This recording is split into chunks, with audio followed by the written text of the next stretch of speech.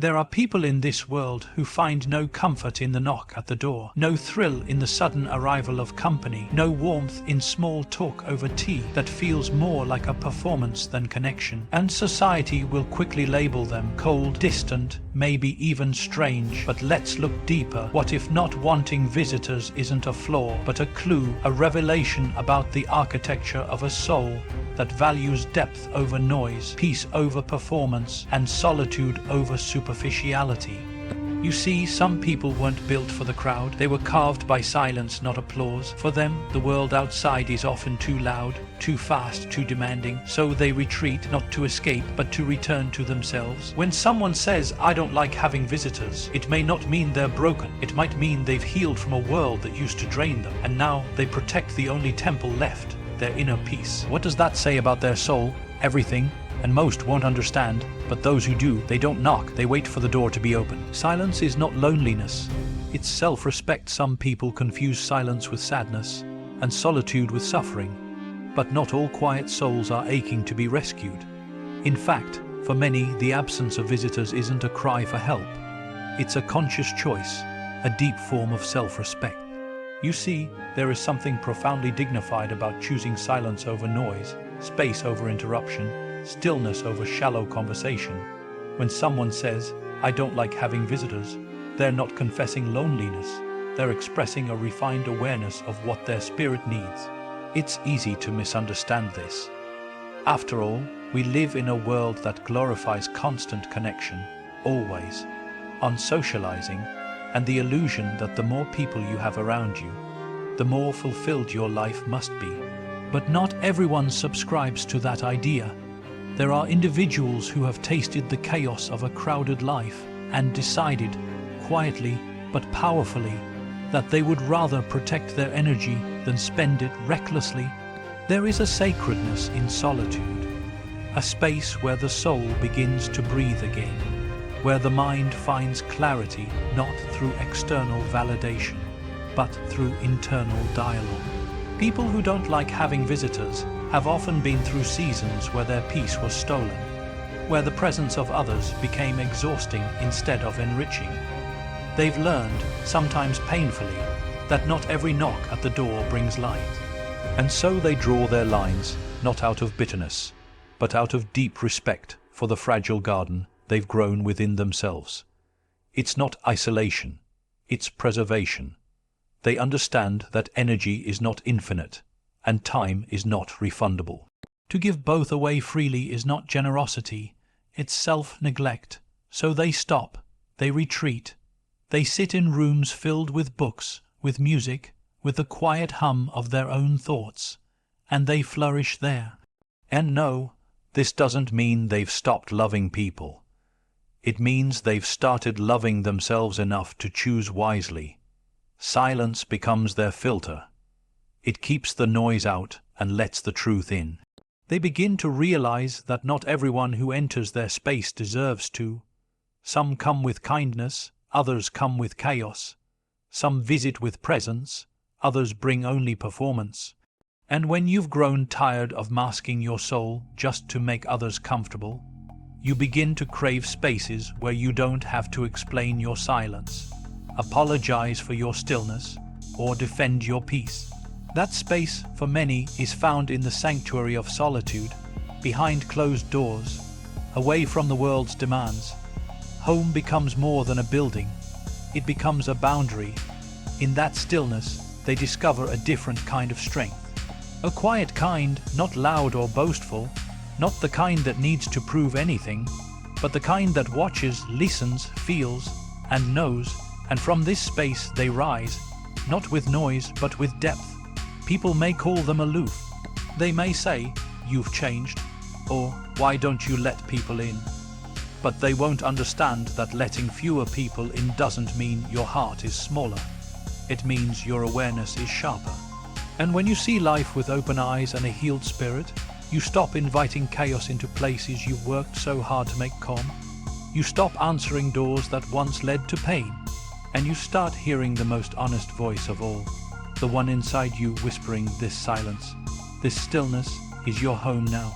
Your home reflects your boundaries. There comes a moment in life when a person realizes that their home is not just a place to eat, sleep, or shelter from the storm. It's a sacred container of their energy, their values, and their peace. It is not just four walls and a roof. It's a mirror of who you are and what you permit.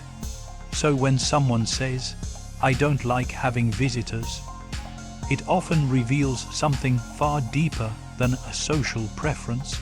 It speaks of boundaries, clear, non-negotiable, and carefully built. Because some souls have walked through enough emotional earthquakes to understand that not everyone deserves access to their most personal spaces. And once that lesson settles in, home is no longer just a location. It becomes a line in the sand, a declaration, a place where energy is preserved, not drained, where the self is respected, not exposed. And when people don't visit, it doesn't feel like absence. It feels like protection. You see, boundaries are not walls of bitterness. They are walls of wisdom. And the home is often the first place those boundaries are quietly enforced. No loud announcements, no confrontations, just a gentle but firm choosing of who enters and who stays outside. People who dislike frequent visitors have often learned that letting others in without discernment invites more than just footsteps. It invites opinions, projections, expectations, and sometimes hidden agendas. Every knock at the door comes with energy, and not all energy is welcome. That's something you only begin to understand after being drained one too many times by people who didn't come to give, but to take. They came with noise when you needed stillness. They came with chatter when you needed healing. And so you begin to treat your home like you treat your soul, with reverence, with intention, and above all, with selectiveness. This kind of boundary isn't about arrogance. It's about alignment. The people who step into your home are essentially stepping into your energy field. And for some, that is no small thing. Some people clean not just their floors, but the atmosphere. They don't just arrange the furniture. They arrange the mood, the energy, the vibration of the space. They light candles not to impress, but to invoke calm. They sit in corners and read not to hide, but to feel whole again. And to let someone into that environment without care is to allow potential chaos into a carefully curated calm. That is why they hesitate. That is why they say, "Not today," or sometimes say nothing at all. Because their home has become their final sanctuary, a place where masks fall away and the soul can finally exhale. In truth, your home says more about your boundaries than your words ever could. It's where you decide who sits at your table, not out of social courtesy, but from genuine connection. It's where you choose who gets to witness your unfiltered moments, not the version you show the world, but the one that exists in quiet hours. People who protect their home space are often those who have spent years giving too much of themselves to the wrong people in the wrong places. And now they've redefined hospitality, not as obligation, but as honor. Not everyone who's friendly should be invited in. Not everyone who smiles is safe, and not everyone who asks to visit has earned the right to see you in your truest form. So, when someone says they don't like having visitors, don't be too quick to judge. They may simply be someone who has mastered the art of protecting their peace. They know their home is their heartbeat, and they've chosen to guard it, not with locks and keys, but with the quiet strength of healthy boundaries, because peace is expensive, and once you've paid for it with your time, your energy, and your healing, you don't open the door to just anyone. Not everyone deserves access to your presence. There is a quiet power in realizing that your presence is not for public consumption. Not everyone who wants to be around you should be. Not every invitation deserves a yes. And not every friendly face is meant to cross the threshold of your personal space. For those who don't like having visitors, it's rarely about rudeness or aloofness. It's about discernment. It's about a soul that has learned, perhaps the hard way, that energy is sacred, time is precious, and the wrong company can leave stains that linger long after they've walked out the door. There are people who will smile at your face and drain your spirit. People who will speak sweetly and leave behind emotional clutter. And once you've experienced that often enough, you begin to grow careful, not bitter but wise. You begin to realize that access to you is not a right, it's a privilege. A privilege earned by those who carry peace, not pressure, depth, not drama, truth, not pretenses. This is the secret strength of those who choose solitude over company.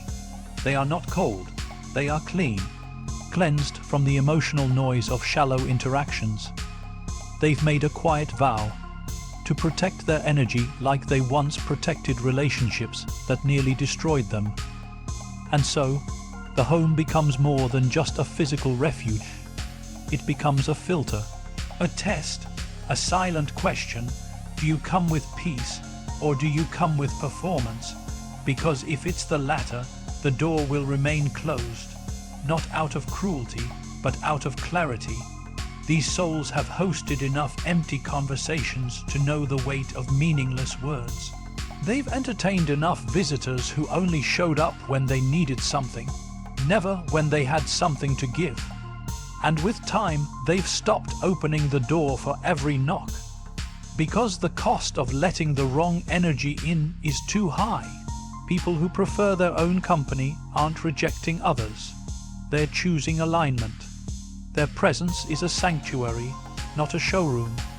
They don't exist to be available on demand. Their time is not a product to be consumed, and their space is not a revolving door. They've learned that to preserve peace, you sometimes have to disappoint people. You have to let go of the need to be liked by everyone and instead be loyal to your own well-being, and that means saying no. That means protecting the silence. That means closing the door, not with hostility, but with honor for the soul that lives inside. Because true connection does not knock loudly and demand entry. It waits. It respects. It understands. This mindset doesn't come easily. It comes after the burnout, after the betrayals, after the realizations that some people were only present for the parts of you they could use. That their visits were not acts of love but acts of convenience, and once you awaken to that, you don't go back. You build a new code, a quiet standard. You don't explain it. You don't apologize for it. You simply live it. You give your presence to those who pour back into your cup, to those who bring rest, not restlessness, to those who can sit with your silence and still feel close. Because the truth is, if someone gets offended when you set boundaries, they were never coming for you. They were coming for access, and access in your world is no longer free. So the next time someone questions why you avoid visitors, let them wonder. You owe no one a justification for the ways you protect your peace. You've earned the right to be selective. You've earned the right to guard your space, because not everyone deserves access to your presence, and those who do will never demand it. They will recognize its value, and they will honor it, quietly, respectfully, just like you do. Stillness reveals the truth most people run from in a world addicted to distraction. Stillness is almost a rebellion. The silence that settles in a home without visitors is not empty. It is illuminating. It's in that silence that truth begins to speak, not with noise, but with clarity.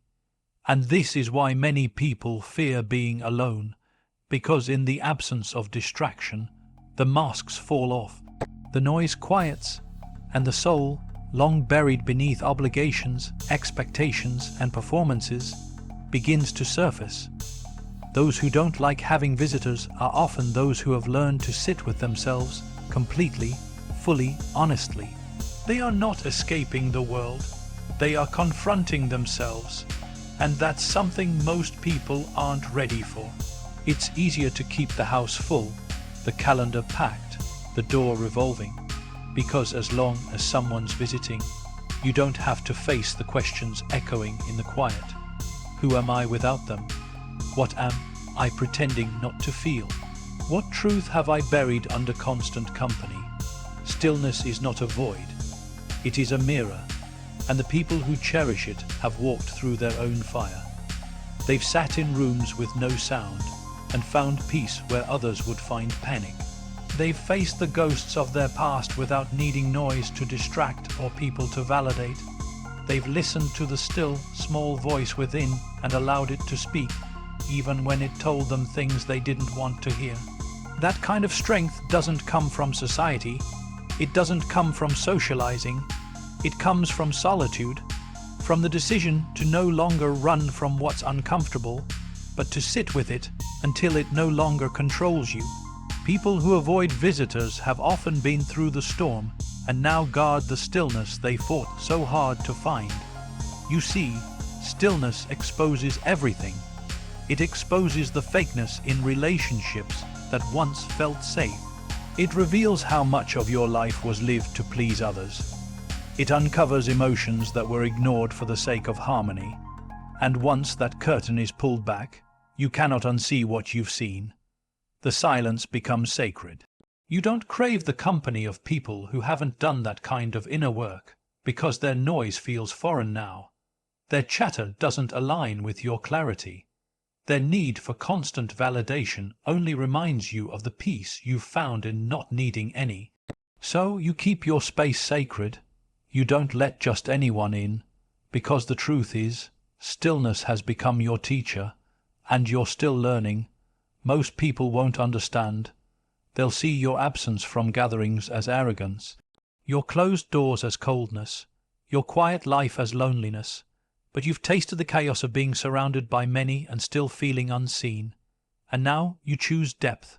You choose alignment. You choose the quiet where your truth can breathe.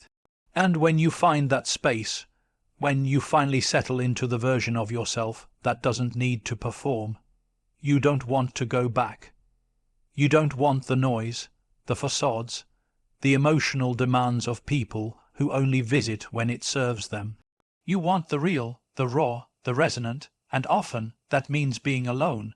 But being alone isn't the same as being empty. In fact, solitude often fills you in ways people never could. It brings you back to center. It reminds you of your worth without applause. It introduces you to the parts of yourself you forgot while trying to be everything for everyone. And so, when someone asks why you don't like having visitors, they may never understand that it's not about them. It's about truth.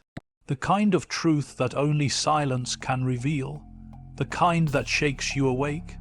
The kind that saves you. And once you've met yourself in the stillness, you'll never again let noise take that away. The quiet ones are not weak. They're watching everything. There's something quietly powerful about the ones who keep their distance. The ones who don't throw open their doors for every visitor. The ones who sit in stillness while the world rushes past in a storm of noise and urgency. They're not trying to be difficult. They're not avoiding connection. They're observing, listening, learning, and that can be unsettling to others. Because in a world where people equate visibility with power, those who dwell in the background are often misjudged. But here's the truth. The quiet ones are not weak. They're watching everything. Every tone, every motive, every word left unsaid. They don't need to be loud to be strong. Their strength is quiet, strategic, and profoundly aware. When they say, "I don't like having visitors," it's not always about solitude. Sometimes it's about discernment. They've been in rooms full of people and still felt unseen. They've played the host, smiled through discomfort, and afterwards sat alone wondering why they felt more drained than fulfilled. So now they're careful, not closed, just conscious. These are the souls who have seen enough to know that not every friendly face is harmless, and not every visitor comes with good intentions. They've watched patterns repeat. They've felt the shift in energy when someone walks into a room pretending to be what they are not. And so they guard their space, not just their home, but their emotional world. They don't let just anyone in because they understand the cost. Every interaction leaves a trace. Every conversation is an exchange. And over time, they've learned that too many visitors can cloud the atmosphere they've worked so hard to clear. This isn't about arrogance. It's about alignment. They've reached a place where they value peace over popularity, where they'd rather spend a quiet evening with their thoughts than a loud one surrounded by half-truths and hollow laughs. These quiet observers have depth. They've sat with their pain. They've made peace with their past. They've studied human behavior not from textbooks, but from life itself. That's why their silence feels heavy, because it's not empty, it's full of wisdom, full of experience, full of unspoken truth. And though they don't speak often, when they do it matters, because their words come from reflection, not reaction. You won't find them in every crowd, but you'll feel their absence when they're gone. They don't beg for inclusion, because they've already included themselves in a world of thought, vision, and purpose that many never take the time to enter. What unnerves people is not their distance, it's their depth. The quiet ones see what others miss. They sense the tension in a room. They detect insincerity behind a smile. They feel the heaviness behind a cheerful tone. And when you've been gifted, or burdened, with that level of perception, you learn that not everyone can be allowed into your orbit. You learn to protect your inner world with silence. You learn to make your home not just a shelter but a shield. And if that means fewer visitors, fewer voices, fewer handshakes, so be it, because you've seen how much noise can cost the soul. And now you refuse to pay that price. So no, the quiet ones are not weak. They are the watchers, the feelers, the thinkers. They are strong enough to be alone, sharp enough to know who to avoid, and wise enough to keep their circle small. Their life is not empty. It's edited, carefully, intentionally, unapologetically. And when you ask them why they don't like visitors, they may just smile and say nothing. Because explaining stillness to someone who fears silence is like explaining poetry to someone who only hears noise. They don't need to be understood. They need to be left in peace. Because while the world chases attention, they have already found something rarer, awareness.